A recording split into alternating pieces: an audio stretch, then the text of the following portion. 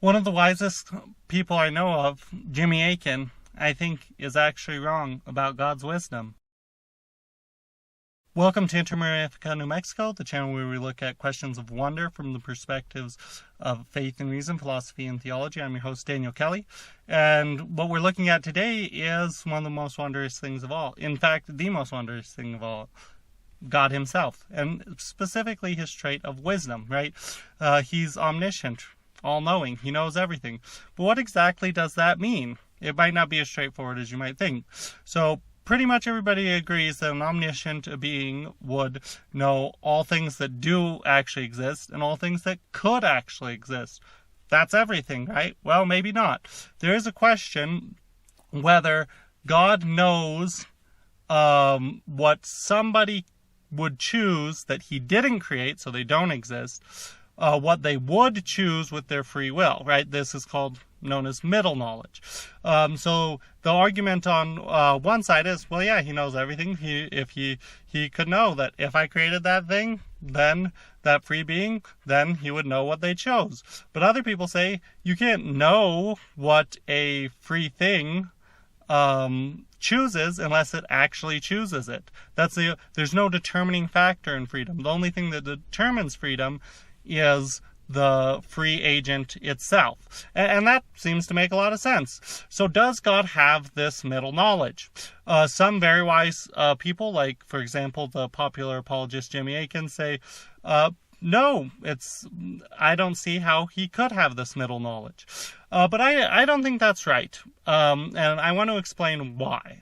So again, middle knowledge is, does God know what a free being would do that he doesn't create if he had created it?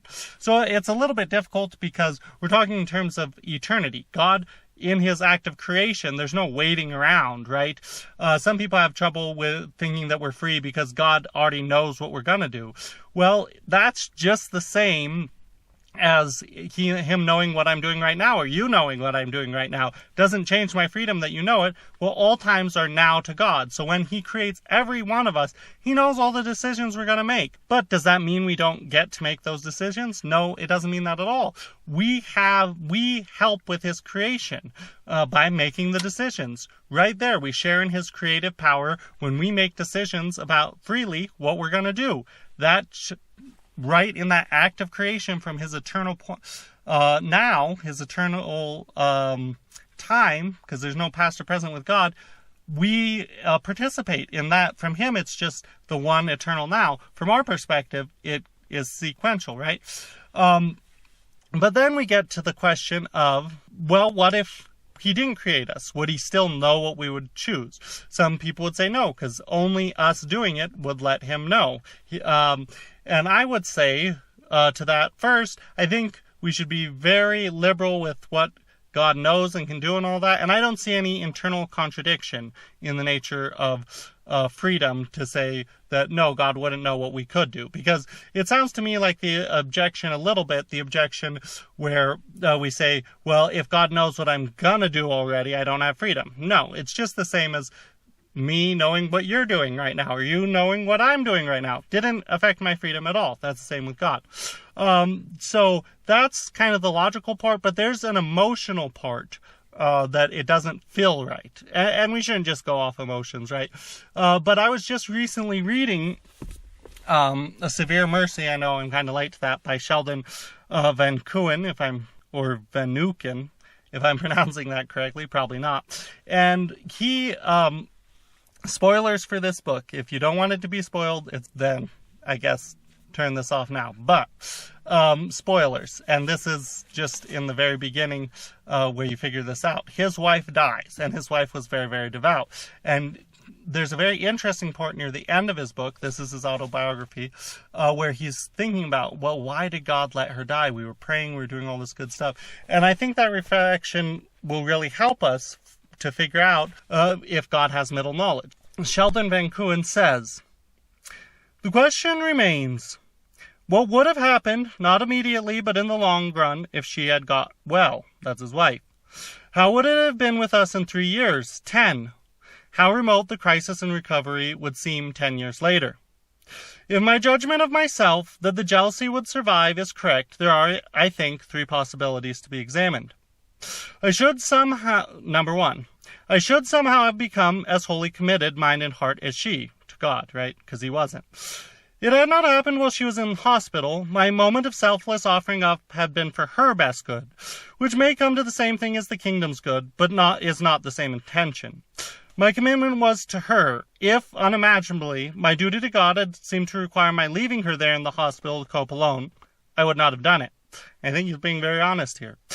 Never, as Lewis rightly saw, I had moved from us to us and God, but was still light years away from God and us in my pagan heart. I therefore conclude that unless God had compelled me by grace, I should not have become as wholly committed as she. So that's the first possibility. 2, I should have attempted with some success to damage or lessen her commitment to God, not admitting, of course, even to myself, that I was doing it. She would have been full of love and gratitude to me. I should have spoken of balances, a balance between love for each other and love for God. Was there not excess in her service to God if our love was hurt thereby? I might, in fact, have succeeded in reducing her devotion to a comfortable level. By thus arguing, I should really have been reintroducing the old appeal in a slightly changed form. Davy was human, intensely human, and she loved me. It may be that the closeness at Mole End, beginning with that New Year's breakfast, was a very human and slightly weakening of her allegiance to God, owing to a sort of mute appeal from me, right? Because he was jealous of her love for God. I might have weakened her faith, or driven it underground to burst forth later. So that's the second possibility. I'm going to skip ahead. The third possibility, he says, if his wife had lived. I should have come to hate God or Davy, that's his wife. If I had not become as committed as she, and cannot weaken her faith, what remains? My jealousy of God remains, and it will revive. The pill is still broken. It would begin by my drifting away from God, only a little at first. And I think this is a great reflection for all of us. But it is not how far, it is which direction, away or towards. And in 3 years or 10, time enough. And in the end I should have come to hatred of God, who had stolen my love, though she still lived. The hatred, of course, would have been concealed as ceasing to believe. Nobody admits to hating God. So basically, he's giving 3 possibilities if his wife had survived her illness. 1, he would have become closer to God like she was. And in the rest of the book, you see he doesn't think that's very likely. 2, he would have weakened her devotion to God, which obviously would have been a very bad thing. Or 3, he would have hated her and God, right? So these are the 3 versions of him that never existed, because she did die. But one of these 3 versions would have had to exist, and based solely on his decision, the movement of his heart, his freedom. And are we supposed to believe that God was rolling the dice with taking his wife out? Obviously, there are lots of other reasons besides just the effect on Sheldon's faith for his wife to pass away and be with God. Lots of other reasons.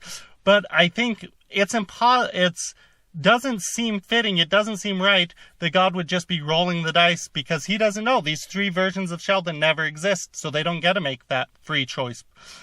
So if God doesn't have middle knowledge, God doesn't know what Sheldon would have done if his wife had survived. And I think for many people, that's a better way to think about it. That's too hard to swallow. I don't see that that's possible. So that's an emotional way to look at this question. I still think logically we would need to find some logical contradiction between God's middle knowledge and our freedom, and I don't think we found that. But this is why I think God must have middle knowledge. I hope that was helpful for you. You have a very good day. God bless.